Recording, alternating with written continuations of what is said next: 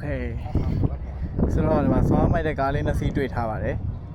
ဒီကောင်လေးနဲ့ကောင်လေးနဲ့ပေါ့နော်တော်တော်လေးလာပါတယ်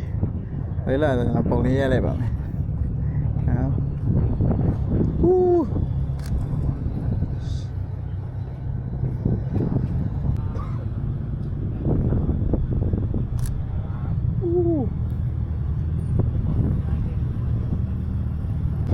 ပြီးတော့ဒီမှာအနီလေးပေါ့နော်အနီလေးလည်း share မိုက်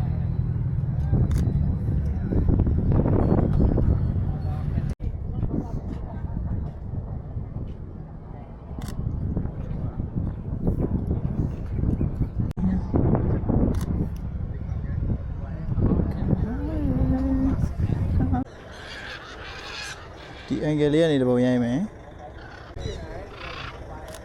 ဟူးရင်လေးဆိုတော့မိုက်တယ်ဒီရင်လေးဆို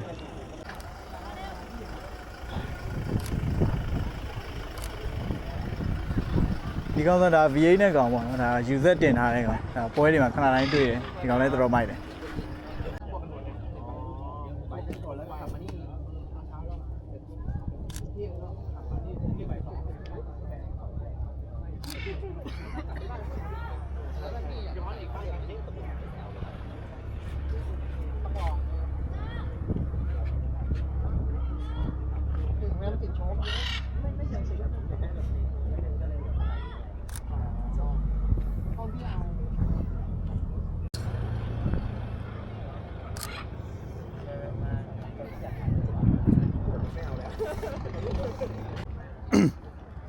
ဒါကတော့ဒါကျွန်တော်ရဲ့ချစ်လာတော့ကားလေးပဲဖြစ်ပါတယ်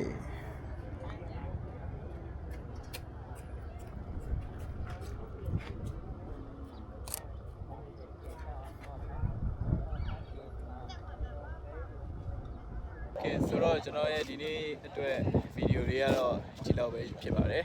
နောက်ကားမိတွေကြာရင်လည်းကျွန်တော်ကောင်းကောင်းလေးရေးပြနိုင်ဖို့ကြိုးစားပါမယ်အားလုံးကျေးဇူးတင်ပါတယ်ဗျာ